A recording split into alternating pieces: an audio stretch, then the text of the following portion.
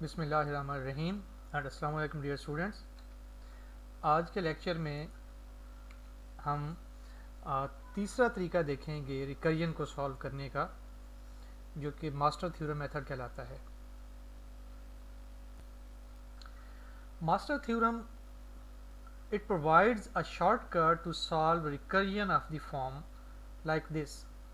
For example, if we have this kind of recursion, t of n is equal to a t n by b plus some f of n, right, where a is greater than equal to 1, negative ना हो a और a zero भी ना हो, क्योंकि zero होगा तो ये सारी टर्म ज़ीरो हो जाएगी और रिकर्जन इसमें से ख़त्म हो जाएगी। और b जो है उसको 1 से बड़ा होना चाहिए, क्योंकि अगर हम b 1 प्लेस कर दें तो n by 1 would be n, और अगर हम b को 0 प्लेस कर दें so it would be something undefined, और अगर b नेगेटिव प्लेस कर दें तो नेगेटिव इनपुट का कोई मतलब नहीं होता। इसलिए हमने ये दो रेस्ट्रिक्शंस उसके ऊपर लगाई हैं कि a that should be equal to और greater than 1 and b that should be greater than 1 and f of n is a positive function. ठीक है, साफ ज़ाहिर है ये f of n कोई फंक्शन है जो कि टाइम निकाल रहा है, तो टाइम जो है वो पॉजिटिव ही होगा, टाइम नेगेटिव नहीं हो सकता किसी भी एल्गोरिथम को सॉल्व करने का। This method applies to a divide and conquer problems. This master theorem method, right, clearly आप यहाँ पे देख सकते हैं कि जो एक्सप्रेशन हमने यहाँ पे ड्राइव किया है या जिसको इंट्रोडक्शन में दिया है a t n by b, so if t is a time of the problem of size n, then t n by b is a time to solve a problem of smaller size using the same method, that is recursion। तो हम देख रहे हैं कि हमारा problem जो है वो स्मॉल साइजेस में डिवाइड हो रहा है। There are 3 cases of master method and you will need to memorize them. This is very interesting, क्योंकि इसका आप ये जो 3 हम मेथड आगे पढ़ेंगे इसके 3 केसेस, इन 3 केसेस को आल्दो हम मैथमेटिकली प्रूव भी कर सकते हैं और साफ ज़रा मैथमेटिकली प्रूव हुए हैं। हाउएवर अगर आपको ये तीनों केसेस याद हो जाएं तो आपके लिए रिकर्जन्स को सॉल्व करना आसान हो जाता है। After memorising you will be able to solve many recurrences without doing complex mathematics. So this is something a shortcut, right, जो हमने यहाँ पे कहा था, that is a shortcut. The function f of n covers the cost of dividing the problem and combining the results of the sub problems, right? तो ये आगे चल के हम इसको और डिटेल में देख लेते हैं। Let t of n is the time complexity of an algorithm given as this, वही पिछले स्लाइड वाली इक्वेशन हमारे पास। Let a greater than 1 and b greater than 1, वही conditions. Constants and f of n be a positive function। अच्छा, यहाँ पे ये जो हमने n by b लिखा है, पॉसिबल है कि n आपका जो है let's say that n is 10 and b is 2, तो ये तो पूरा पूरा डिवाइड हो जाएगा, that would B answer would be 5। लेकिन n अगर हमारे पास 10 है और b हम जो है मिसाल के तौर पे लेट्स से n is 10 और b को हम 3 ले लें, the answer is not an integer, it comes something like 3.33 something something something. तो फिर हमें या तो हम इस पर फ्लोर फंक्शन लगाएंगे या हम इस पर सील फंक्शन लगाएंगे, ठीक, तब जाके हमारा ये प्रॉब्लम जो है सही तरह से सॉल्व होगा। हाउएवर अगर हमारे पास इन दोनों में से कोई भी केस एग्जिस्ट करे, हम फॉर सिंप्लिसिटी पर्पस हम कहते हैं कि we have something input which is equally divisible by B. तो हम अपने प्रॉब्लम को उसका एनालिसिस जो है वो ईजियर करने के लिए ये जो है अपने पास कुछ एग्जम्पशंस ले लेते हैं। वो 3 केसेस कौन कौन से हैं? पहला केस, अगर f of n, अब इसको थोड़ा सा आपने गौर से देखना है, look at this, this is your f of n, right. अगर ये f of n equal to this o of n log b a minus epsilon for some constant epsilon greater than 0, then our time complexity of our algorithm would be equal to this। ठीक है, तो ये हमें memorise करना है कि अगर f of n इसके बराबर आ रहा है तो टाइम कम्प्लेक्सिटी ये होगी।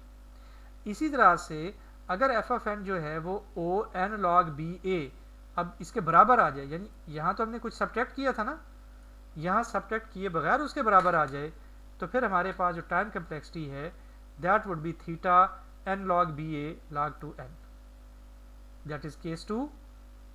And then there is the case 3, अगर हमारे पास एफ ऑफ एन जो है ये वाली चीज़, this F of N that is equal to omega, यानी लोअर बाउंड जो है इसकी ये वाली हो N log B A plus some epsilon, ठीक, यहाँ पे माइनस एप्सिलॉन था केस 1 में, केस 2 में plus epsilon for some constant epsilon greater than 0 and a f of n by b that is less than c f of n, right. ये क्या चीज़ है, ये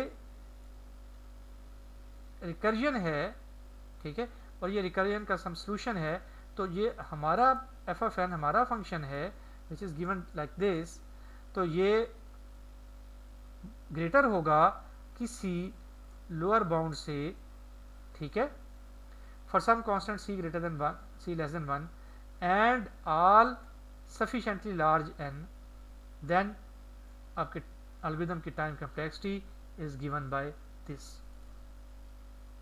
अगेन ये आपको मेमोराइज करना है, रट्टा लगाना है, ठीक। ये आपके पास अगर बात मौजूद हो, आपको पता हो, तो आप इस थ्योरम को इस्तेमाल करते हुए बहुत सारी टाइम कम्प्लेक्सिटीज को सॉल्व कर सकते हैं,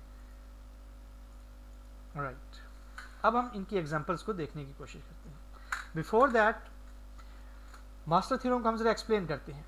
in each all cases, in all 3 cases we compare f of n, f of n क्या है, हमारा जो रिकर्जन दी हुई है उसके एंड पे जो मौजूद था हमारे पास term, and N log B A, इसको हम जी एफ एन भी कहेंगे, इन दोनों को हम कंपेयर करेंगे और देखेंगे कि इन दोनों का क्या रिलेशन बनता है। उस रिलेशन की बेस पे हम डिफाइन कर सकेंगे, फाइंड कर सकेंगे कि कौन सा केस एप्लीकेबल है। The larger of two functions determine the function to the recurrence, यानी इस फंक्शन में और इस फंक्शन में जो लार्जर होगा तो उससे पता चलेगा कि हमारा कौन सा केस लगेगा। लेट रफली सेइंग दैट अगर एफ ऑफ एन स्मॉलर हो एन लॉग बी ए से तो फर्स्ट केस लगेगा, अगर F of N equal to N log B A इसके बराबर आ जाए तो सेकंड केस लगेगा, और अगर एफ ऑफ एन ग्रेटर हो एन लॉग बी ए से तो फिर थर्ड केस लगेगा। तो ये हम बिल्कुल जहन में रखें कि हमने इन दो चीज़ों को कंपेयर करना है, एफ ऑफ एन को एन लॉग बी ए से, ठीक। एफ ऑफ एन छोटा तो first case, N log B A छोटा तो थर्ड केस, दोनों बराबर तो second case. These 3 cases do not cover all type of recurrences। ये एक और important point है जो हमें जहन में रखना है। मसलन there is some gap between case 1 and case 2। क्या gap? f of n must polynomially be smaller, यानी f of n जो है वो अगर स्मॉल होगा तो polynomially स्मॉल हो, however it could be smaller but not polynomially। ये एक important factor है जो हमें consider करना है। मिसाल के तौर पे अगर मेरे पास ये सिचुएशन है कि 2n less than some n, so this is polynomially smaller, ठीक है, सम cn, चले मैं ये कह देता हूँ, ठीक। लेकिन अगर मुझे ये पता चले कि 2n is smaller than some c log of n, तो this is not polynomially smaller, क्योंकि log ऑफ n पॉलिनोमियल नहीं बन रही है, ठीक है। इसी तरह से अगर पावर आ जाए, ठीक है, तो वो भी जो है हमारे लिए सही तरह से power is solvable, but log अगर आ जाए या कोई और टर्म आ जाए तो फिर वो पॉलिनोमियली सॉल्वेबल नहीं होगा। इस चीज़ को जहन में रखें कि पॉलिनोमियल डिफरेंस का क्या मतलब है, ठीक है। इस एग्जांपल से मैंने आपको ये बात समझाई। सो अगर केस 1 और केस 2 के दरमियान कोई ऐसी रेकरेंस हो जो कि स्मॉलर हो, यानी एफ ऑफ एन जो है वो स्मॉलर हो इस टर्म से, लेकिन पॉलिनोमियली स्मॉलर ना हो, तो फिर उसको मास्टर थ्योरम सॉल्व नहीं कर सकता। बिल्कुल इसी तरह से अगर एफ एफ एन बड़ा है एन लॉग बी ए से लेकिन पॉलिनोमियली बड़ा ना हो, तो फिर भी मास्टर थ्योरम जो है उस रेकरेंस को सॉल्व नहीं कर सकता। ठीक है, मास्टर थ्योरम को अप्लाई करने के लिए ज़रूरी है कि ये जो रिलेशंस हैं ये पॉलिनोमियल केस में ट्रू होने चाहिए। If the function f of n falls into one of these gaps, or if the regularity condition in case 3 fails to hold, you cannot use the master method to solve the recurrence. तो इस बात को आपने जहन में रखना है कि अगर आपके पास कोई ऐसा क्वेश्चन आ जाए या कोई ऐसा प्रॉब्लम आ जाए जहां आपने रेकरेंस को सॉल्व करना हो और आप मास्टर थ्योरम को ट्राई करना शुरू करें, तो सबसे पहले आपने ये देखना होगा कि कहीं ऐसा तो नहीं कि जो रेफरेंस आपके पास है ये वो इस गैप में या इस गैप में लाई करे, और अगर ऐसा हो तो फिर आप उस पर मास्टर थ्योरम अप्लाई नहीं कर सकेंगे। फिर आप सब्स्टिट्यूशन मेथड को देखें या रिकरियंट ट्री को देखें। द फर्स्ट केस, एग्जांपल 1, पहला केस क्या है हमारे पास, if F of N is equal to O N log B A minus something epsilon for some constant epsilon greater than 0, then आपके पास जो रेफरेंस का सोल्यूशन होगा वो ये होगा। Now we look at the example, t of N is equal to 9t n/3 plus n। अब ये जो चीज़ है ये हमारी एफ ऑफ एन है, ये ध्यान में रखें। a is 9, b is this 3, f of N is n। So n log b a basically हमारे पास क्या है, n log 3 9, 3 की क्या पावर हो कि वो 9 के इक्वल हो जाए, that is 2, mean n square. तो इसको मैंने यहाँ लिखा हुआ इक्वेशन नंबर 1 है ये मेरी। अब एफ ऑफ एन और n स्क्वायर का क्या रिलेशन है, दूसरे लफ्जों में एफ ऑफ एन और n log b a का क्या रिलेशन है, ये n स्क्वायर बेसिकली यही है ना, ये n log b a है। ठीक, यही चीज मैंने यहाँ पे प्लेस की है। तो इन दोनों का आपस में क्या रिलेशन है मुझे फाइंड करना है। एफ ऑफ एन क्या चीज़ है मेरे पास, दैट इज n, तो मैंने n यहाँ पे लिख दिया। सो n और n स्क्वायर का क्या रिलेशन है, I have to find. n is equal to, अब n स्क्वायर की जगह पे मैंने वापस n log 3 9 लिख दिया। ठीक, और इसमें से कुछ निकालेंगे तो वो n के बराबर आएगा ना, और वो क्या होगा, ये वाली जो चीज़ है अब हमारे पास दिस, ठीक है, ये चीज़ ये 2 के बराबर है। ठीक, सो n स्क्वायर माइनस एप्सिलॉन, अगर मैं एप्सिलॉन को 1 रख दूं तो इट वुड बी n, तो फिर n जो है n के बराबर हो जाएगा। क्लियर, तो ये कुछ माइनस करने से मेरे पास ये सोल्यूशन आया है। सो इट गिव्स मी यही चीज़ ना कि F of N equal to, अगर ओ एन लॉग बी ए माइनस समथिंग एप्सिलॉन हो, तो ये माइनस समथिंग एप्सिलॉन है ना, लिहाजा पहला केस इस पे एप्लीकेबल है। इस केस में एफ ऑफ एन जो है मेरा that is less than N log B A. ठीक, पहला केस लगा। सो द सोल्यूशन इज, अगर ऐसी कंडीशन हो पहला केस, उसका सोल्यूशन क्या है, थीटा एन लॉग बी ए। तो टी ऑफ एन का सोल्यूशन ये है थीटा एन लॉग बी ए। तो इसका मतलब ये हुआ कि मेरे इस रेफरेंस का जो सोल्यूशन है that is this theta N log B A. और अगर मैं इसको फर्दर सॉल्व करूं b की वैल्यू पुट करके और a की वैल्यू पुट करके, it becomes theta N square. So this is the solution of my recursion. Clear, इस बात को अच्छी तरह से देख लें कि मैंने किस तरह से n को यूज किया और फिर n log bn को यूज किया to find out the solution of this recurrence. बेहतर होगा कि आप कॉपी पेंसिल लें और इसको खुद से एक दफ़ा सॉल्व करें, तब जाके ये कंसेप्ट आपके जहन में बड़ी अच्छी तरह से बैठेगा। Now we look at example 2, case 2 कि F of N is equal to O N log B A. पहले क्या था, मैं माइनस कर रहा था कुछ पहले केस में, अब मैं माइनस नहीं कर रहा हूँ, so that is directly equal to this. Then the solution of this recurrence is given by theta n log ba log 2n। ठीक, now we look at the example। Okay, तो ये हमारे पास रेकरेंस है जिसको हमने सॉल्व करना है। This recurrence is given by this expression. यहाँ से हमने देखा कि a हमारे पास क्या है, a यहाँ पे कुछ नहीं है, mean it is 1, we have got this 1, b that is 3, so ये 3 आ गया आपके पास 3/2। रिमेंबर b क्या है, 3/2। इसको गौर से देखें कि 3/2 कैसे। F of N is equal to 1।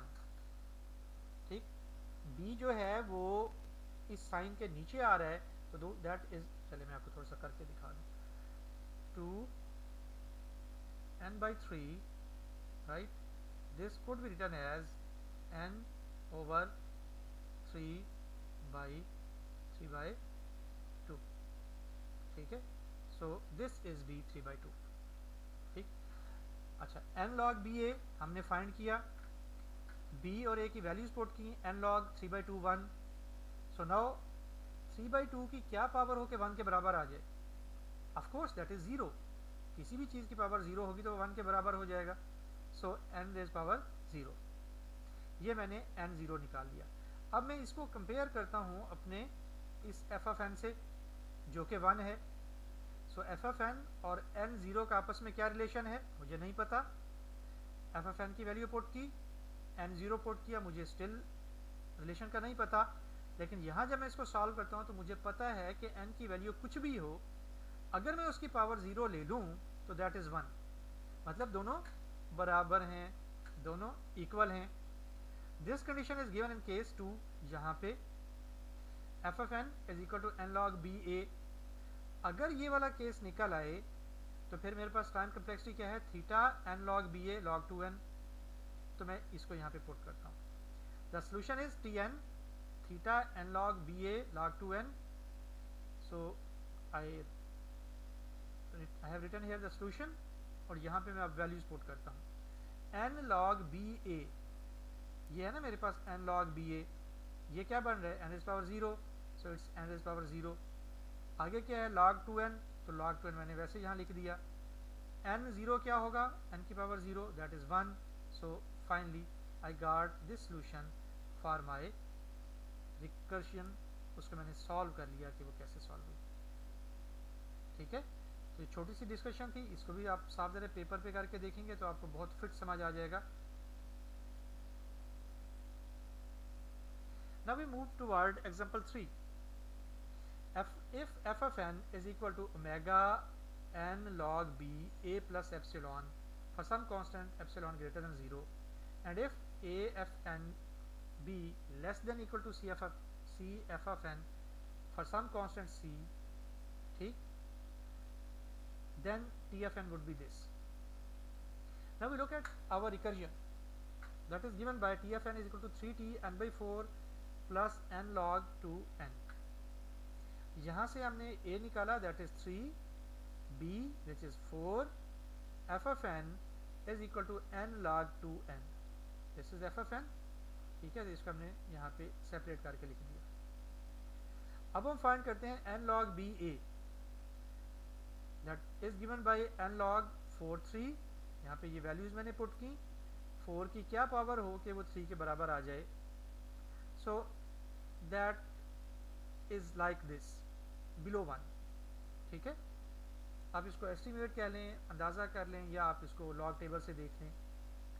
अब एफ ऑफ एन का इसके साथ क्या ताल्लुक है, ठीक है, एफ ऑफ एन क्या है मेरा, ये वाला एन लॉग 2n, क्या रिलेशन है इसका, एन की पावर दिस के साथ। सो N log 2n is equal to, ये ज़रा गौर करें कि मैं अगर n log 4 3 लूँ जो कि 0.79 है, ठीक है, इसमें मुझे कुछ ऐड करना पड़ेगा। चलिए इसको गौर से देखते हैं। फॉर द टाइम बीइंग ना आप इसको भूल जाए, इस टर्म को थोड़ी देर के लिए निगलेक्ट कर दें। So we have only n। n जो है, अब ये n जो है इसके बराबर कब होगा?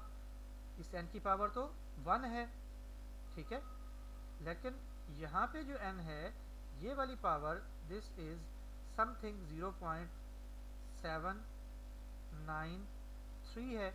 इसमें मैं कुछ ऐड करूंगा एप्सिलॉन तो ही ये 1 के बराबर आएगा ना, ठीक है, वरना तो नहीं आता। इसका मतलब ये हुआ कि दिस n, ठीक है, इसके लेफ्ट हैंड साइड को अगर हम राइट हैंड साइड के बराबर करने की कोशिश करें तो हमें कुछ ऐड करना पड़ेगा, और जब कुछ ऐड करना पड़ेगा तो फिर केस थर्ड लगता है हमारा, नंबर 1। नंबर 2, ये सारी चीज मिलके जो है ये तो आ रही है किसके बराबर भला? n के बराबर, ठीक है, लेकिन n जो है वो log 2n से भी तो मल्टीप्लाई हो रहा है ना। इस बात को क्लियर करें। Just I write it again कि ये वाली चीज जो है, this n is equal to this, ये हो गया बराबर। अब जब मैं इसको मल्टीप्लाई करूंगा log 2n को, which is greater than 1 for sufficiently large n, so log 2n is greater than 1, उसको जब मैं n से मल्टीप्लाई करूंगा, ठीक है, तो अगेन दिस, ये जो चीज है ना, ये चीज फिर बराबर नहीं रहेगी, बल्कि ये मल्टीप्लाई होने के बाद this would become greater, sorry, this would become greater, ठीक, greater than equal to this, ठीक, यानी ये लोअर बाउंड हो जाएगी और हमारा फंक्शन बड़ा हो जाएगा। ये लोअर बाउंड को हम किससे डिनोट करते हैं? ओमेगा से समथिंग, ठीक है, और यही चीज ओमेगा आ जाएगी, यही टर्म मैं इसके अंदर प्लेस कर दूं। जब मैं ये टर्म यहाँ पे लिखूं, इसको कहूँ ये लोअर बाउंड है, तो क्या ये यही चीज नहीं हो जाएगी? राइट, तो हमारा ये बात क्लियर होगी कि केस 3 इसके ऊपर एप्लीकेबल है। ओके, अच्छा, हमें ये समझ आ गया कि केस 3 एप्लीकेबल है, लिहाजा अब हम इसका ये वाला सोल्यूशन देखने की कोशिश करते हैं कि ये कैसे निकल रहा है। एफ ऑफ एन हमारा एन लॉग बी ए है, ये वाला, ठीक है, N log B N, sorry, that should be N log, ठीक, okay, and if regularity condition holds for f of n for sufficiently large n, a f of n n by b, that is equal to, a की value मैंने put की 3 n by 4, ये चीज जो है less हो जाएगी 3 और 4 n log n से, ठीक है, यानी ये वाली चीज जो है लेस हो जाएगी इससे। इट मीन दैट, ठीक है, सी एफ एफ एन, तो उस केस में हमारा सोल्यूशन क्या है? T f n is equal to theta f f n, लिहाजा हम थीटा पुट करेंगे, एफ एफ एन क्या है? एन लॉग 2n, तो हमने एफ एफ एन की जगह पे उसकी वैल्यू पुट कर दी, हमारे पास इस रिकर्जन का सोल्यूशन निकल आया, ठीक है। इसको आपने वर्कआउट करके देखना है कि ये कैसे एग्जाम्पल 3 जो है हमारी वर्कआउट कर रही है। Example 5, if f of n is equal to o n log b a, then t of n is given by this, ये हम सॉल्व कर चुके, ठीक है, प्रीवियस स्लाइड के ऊपर। इस पे हमारा कौन सा केस लग रहा है? केस 2, तो इसको आप जरा खुद देखिएगा कि कैसे वर्कआउट हो रहा है। Example 4, this is important, let t of n is equal to 2t n by 2 plus n log 2n, ठीक, ये मिलता जुलता है एग्जाम्पल 3 के साथ। a is equal to 2, b is equal to 2 and f of n is equal to n log 2n, ये हमें यहाँ से पता चल रहा है। अब n log b a अगर हम फाइंड करें, that comes up n log 2 of 2 mean n is power 1, it mean 1। अब हम देखते हैं कि f of n का n1 के साथ क्या रिलेशन है। सो f of n n log 2n का क्या रिलेशन है n1 के साथ? पहले हम फर्स्ट केस को चेक करते हैं। First case is not applicable as f f n can not be expressed as this, यानी ये जो चीज है, ठीक है ना, इसको हम ऐसे तो नहीं लिख सकते ना कि n log बी ए लिखें यहाँ पे ऊपर और माइनस एप्सिलॉन और जवाब 1 आए, ठीक। We can not write this like this. उस केस में क्या होगा हमारे पास, इस केस को अगर हम देखें तो ये वाली टर्म हमारी 1 प्रोड्यूस कर देगी, ठीक है। 1 में से हम क्या सब्ट्रैक्ट करें, कुछ ना कुछ तो सब्ट्रैक्ट करें, तो फिर ये दोनों बराबर बने। तो ऐसा तो हो नहीं सकता, क्योंकि अगर हम कुछ सब्ट्रैक्ट करेंगे तो ये 1 है तो वो वैल्यू 1 से यानी 0 से बड़ी और 1 से छोटी हो जाएगी, ये वाली टोटल टर्म। तो it mean that something which is below 1 and above 0 here that could not be equal to this, ठीक है। यानी ये जो चीज है एफ एफ एन पहला केस क्या है, एफ एफ एन बड़ा हो, ठीक है ना। दोबारा से हम देखते हैं कि what is first case, sorry f f n should be less than, ठीक है। F f n should be, ये एफ एफ एन है, इसको कम होना चाहिए इससे, लेकिन वो तो कम नहीं होगा क्योंकि n की पावर हम 1 ले लें तो ये वाली चीज ऑलरेडी बड़ी है इससे, ठीक है ना। Left hand side is already greater than this, और इससे हम कुछ निकाल लें तो वो और ये छोटी हो जाएगी टर्म, ये और बड़ी हो जाएगी, लिहाजा फर्स्ट केस तो इस पर लगता नहीं है। अब हम आते हैं सेकंड केस के ऊपर। Second case can not be applied, क्योंकि सेकंड केस अगर लगाना हो तो फिर यहाँ इक्वल का रिलेशन बनना चाहिए, वो है नहीं हमारे पास, सो सेकंड केस भी नहीं लगता। अब हम देखते हैं कि क्या थर्ड केस इसके ऊपर अप्लाई किया जा सकता है। Third case can not be applied again as f f n can not be expressed as f f n is equal to omega n log a p, ठीक है। क्या मतलब, इसका मतलब ये है कि हमारा रिलेशन कुछ इस किस्म का होना चाहिए कि एफ ऑफ एन जो है थर्ड केस में बड़ा होना चाहिए, यानी ये रिलेशन आना चाहिए, ठीक है। अब ये रिलेशन तो बनता है, ये वाली चीज जो है ऑफ कोर्स बड़ी है इससे, तो उससे हमें somehow you can think of case 3 as f of n is greater than omega this, ठीक। f of n greater than omega n1 of course for some omega 0, अगर हम ओमेगा 0 रख दें, लेकिन एक केस तो ये है कि हमने ओमेगा को 0 नहीं रखना, ओमेगा वुड बी समथिंग, अगर ओमेगा कोई चीज होगी, ठीक है, यहाँ पे हमें इसको प्लेस करना होगा, तो उससे में अंदाजा हो रहा है कि इनका आपस में कोई ना कोई कंपैटिबिलिटी बन रही है, कोई ना कोई रिलेशन निकल आएगा, ठीक है। इसमें हम कुछ ऐड कर देंगे तो फिर हो सकता है कि ये जो है इसके बराबर हो जाए, लेकिन although our function is larger in third case, however the problem is that it is not polynomially larger। इस पॉइंट को आप गौर से देखना है आप लोगों ने, f of n is divided by n log b a, ठीक है। क्यों भाई, देखें हम जो है f of n का रिलेशन क्या निकाल रहे हैं थर्ड केस के अंदर, f of n should be greater than, ठीक है, n log b a से, so f of n should be greater than n log b a से। अगर मैं दोनों साइडों को n log b a से डिवाइड कर दूं, I get f of n